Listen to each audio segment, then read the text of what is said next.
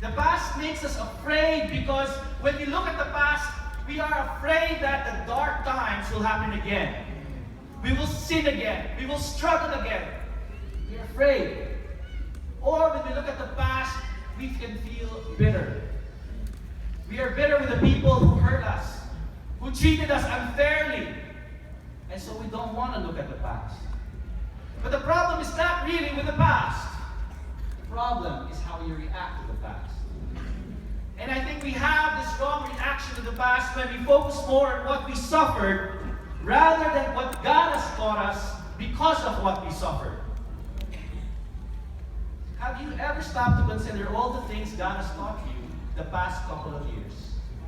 Have you ever tried to sit down and think, what are the things God has done for me? What are the things that I've learned all these years? Have you tried listing them down? Oo nga, maraming masasakit na nangyari sa atin.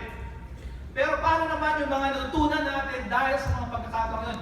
Hindi ba na natin naiisip yun? Napakarami.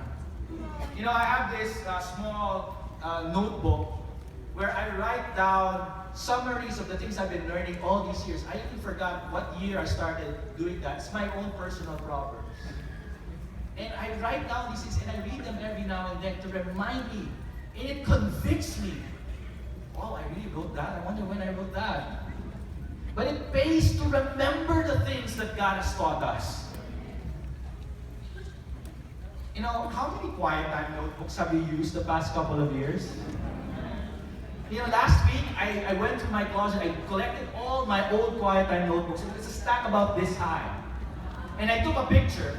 I don't have the slide with me, but you know what? When I saw the stack, I didn't feel fine. I got convicted. You know what? I've been a Christian now for 26 years. I should have more notebooks. Where are those notes, those past years, where are my other notebooks? Not that I lost them, but maybe there was a time I stopped writing. I stopped taking down notes. You know, maybe you've kept all your quiet time notebooks, but have you read them? Where are they now? I thought about what's the point in writing down the things that God has taught me if I never bothered to read it? And so the day I got all my quiet time notebooks, I started reading all through, and I learned so much. One thing I realized when I was a younger Christian, I had better penmanship. Got convicted, and I saw old convictions, I saw letters to God, and it moved my heart. It pays to remember the things God has taught us. And so I made a decision. I'm going to start writing my quiet times. I've been doing them. I want to do that even more. I'm going to regularly read them, and I'm going to organize them somehow. I don't know how yet, but I will. Because I want to remember the past. Remember how God has helped you in different ways all these years. And before this conference ends, schedule an hour or so somewhere. Find a quiet place. Like this morning, I had a great time praying by the breakwater. Find a nice place. And write down the things that God has been teaching you all these years. And for some of us, that might be hard. And if that's hard, then pray that God will help you repent of your ungrateful heart. Maybe read your journals again. If you stop writing things down, start writing things down again. During these conferences, or the lessons, write things down. Remember, review. Because when you focus on the lessons that God has taught you all these years, all the other blessings that God has given you, it will give you hope. Second point. The past not only should give us hope, the past should push us forward. Now for some of us and for many people, the past holds them back. They don't like thinking about the past because it prevents them from moving forward. But I think if we have the right focus, the past could actually push us forward. Let's read in Hebrews chapter 12, verse 1 to 3. It says, "Therefore, since we are surrounded by such a great cloud of witnesses, let us throw off everything that hinders and the sin that so easily entangles, and let us run with perseverance the race marked out for us, fixing our eyes on Jesus, the pioneer and perfecter of our faith. For the joy set before him, he endured the cross, scorning its shame, and sat down at the right hand of the throne of God. Consider him who endured such a position from sinners, so that you will not grow weary and lose heart. What is the great cloud of witnesses that the writer of Hebrews was talking about? I'd like to think, and I believe, that it is those people written in Hebrews 11. Those who have endured so much because of their faith. I'd like to think that these are my cloud of witnesses as well. The one beside you, they're your witnesses as well. Why should these witnesses convince us to throw off everything that hinders and the sin that so easily entangles? Why should these witnesses convince us to run with perseverance? I think it's because their stories of faith should inspire us to move forward. Some of them, if you look at Hebrews 11, some of them experienced great victories. They conquered kingdoms. They administered justice. They gained what was promised. They shut the mouths of lions. They quenched the fear of the flames and escaped danger. They did amazing things. And many people in this room, you've done amazing things. But some of the people also in Hebrews 11 suffered great agony. They were tortured. They faced jeers and flogging, chains and imprisonment. Some were put to death by stoning. Some were sawed in two. They were killed by the sword. They went about in sheepskins and goatskins, destitute, persecuted, and mistreated. Now, a lot of you might be able to relate to that. They had different lives. The result of their faith, iba-iba. But they had the same testimony for us. They're all witnesses. And what is their testimony to us?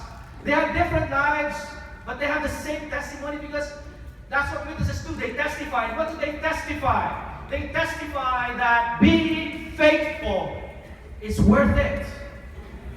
It's worth it. Being faithful is worth it. Whether through victory or suffering, being faithful is worth it. Hindi sayang ang pagiging faithful mo. Whether we've gone through many years in the church, all of us have gone through many years in the church, but our experiences, they're so different. Iba-iba ang pinagdaanan natin. But we all have the same testimony. Some of us have enjoyed great victories. We've seen family members become Christians. Some of us suffered because a family member passed away. Different lives, but the same testimony. Being faithful is worth it. Having faith is worth it. Fighting for our faith is worth it. So, we run with perseverance. The race marked out for us. Do you want to run? Do you even like to run? Now, I must admit, last year, I didn't like to run. But I've learned to love it. Why? Because I see there's a great analogy between us running and our Christian lives.